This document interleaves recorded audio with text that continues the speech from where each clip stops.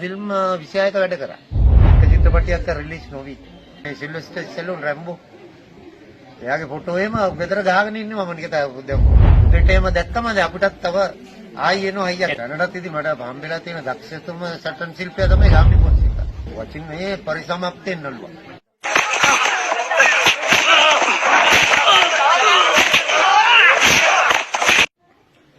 ඔව් අද අපි හමුවන්නේ ලාංකේය සිනමා සටන් කලාවේ ප්‍රවීණයෙක් විශිෂ්ටයෙක් ඔහු සටන් රංගන ශිල්පියෙක් ඒ වගේම සටන් අධ්‍යක්ෂකවරයෙක් ලාංකේය සිනමාවේ වැඩිම සිනමාපට සංඛ්‍යාවක සටන් කරපු සටන් රංගන ශිල්පියෙක් වගේම සටන් අධ්‍යක්ෂකවරයෙක් වෙන ටෙඩි විද්‍යාලංකාර මහත්මයාව. ටෙඩි අයියා අපි දන්නවා ඔයා කාලයක් තිස්සේ චිත්‍රපටි ගණනාවකම සටන් කරනවා සටන් අධ්‍යක්ෂණය කරනවා මම හිතන චිත්‍රපටි 500කට වැඩි සංඛ්‍යාවක් 540 ගණන්. ඔබ කොහොමද තවමත් මේ තරුණයෙක් වගේ මේ ශාරීරික යෝග්‍යතාව තියාගෙන මේ පෙනුම තියාගෙන කොහොමද ඔබ එදා ආපු කාලේ වගේම අදටත් අඛණ්ඩව මේ ගමන යන්නේ? නෑ ඒක ගොඩක් උනේ ඇත්තටම සිනමාවට එනකොටත් සාමාන්‍යයෙන් මම මේ ක්‍රීඩා උපදේශකයෙක් වශයෙන් සේවය කරා. ක්‍රීඩා අමාත්‍යාංශයේ තාමත් දැන් ජිම්නාස්ටික් ක්‍රීඩාවේ ජාතික ක්‍රීඩාවක් එක කියන්නේ ඔලිම්පික් ක්‍රීඩා වලට අයිති ගන්නේ ජිම්නාස්ටික්. ඒකේ ලංකාවේ ජාතික ක්‍රීඩා තේරුම් කොමිටුවේ තාමත් මම සභාපති. අවුරුදු 13 මේ 14 නේ. 14 නම. ඔව්. ඔබ සිනමාවට ඇවිල්ලා අවුරුදු කීයක් වෙනවද මේකට? දැන් අවුරුදු 42ක් මේ 3 යන්නේ.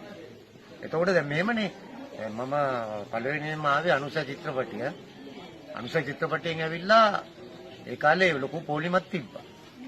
පොලිමේ අනුෂා චිත්‍රපටිය මේ අනුමත කරාට පස්සේ ෆිල්ම් 102ක් තිබ්බා. 103 වෙනි ෆිල්ම් එක පොලිමේ. 1977.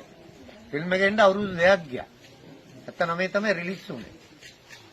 ඒ අතරතුර මේ අනුෂාගේ රයිට් එක කරාට පස්සේ මේ අපේ ඉන්ඩස්ට්‍රි එක ඇතුලේ කට්ටිය මාව දැකලා ඒ අවුරුදු දෙක ඇතුළත මම ෆිල්ම් 26ක වැඩ කරා. එක චිත්‍රපටයක් රිලීස් නොවි. ඉතින් ඒ මම එක උදාහරණයක් කිව්වේ. ඉතින් අදටත් තාම චිත්‍රපටි ලැබෙනවනේ. ලැබෙන හින්දා මම මේ මගේ මේ කියන්නේ අභ්‍යාසය කියන්නේ මේ සටන් කලාව අරවම මගේ ගෝලියෝ ටිකකුත් ඉන්නවා. කට්ටියත් එක්ක ට්‍රේනින් කරනවා. ගොඩාක්ම ෆිල්ම් වලට යවෙන හින්දා මට කන්ටිනියු වෙනවා. ඔබ දිනපතාම පුහුණුවීම කරනවද? කරනවා දැන්. කරනවා. ඒතකොට මම ගොඩක් ඔය හොලිවුඩ් චිත්‍රපටි බලනවා. මේ කට්ටිය එක්ක වැඩ කරලා තිනවා. ඉතින් අර ඒ නල්ලිලියොත් කරන මේවා මම දැකලා තිනවා. ඒකින්ද හැමතිස්සෙම ඒකට හොඳ උදාහරණ තමයි මේ සිල්වෙස්ටර් ස්ටැලෝන් රැම්බෝ. එයාගේ ෆොටෝ එහෙම ගෙදර ගහගෙන ඉන්නේ මම නිකන් දැන් උදේට එහෙම දැක්කම දැන් අපිටත් තව ආයි එනවා අයියා.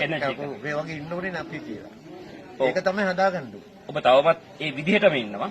ටෙඩි අයියේ. ඔයා දැන් චිත්‍රපටි 500 ගාණක් වෙද්දී ලංකාවේ ඉන්න ප්‍රධාන නළුවෙක් වගේම විදේශීය චිත්‍රපටි වල නළුවන් සමගත් ඔයා ගොඩක් සටන් කරලා තියෙනවා.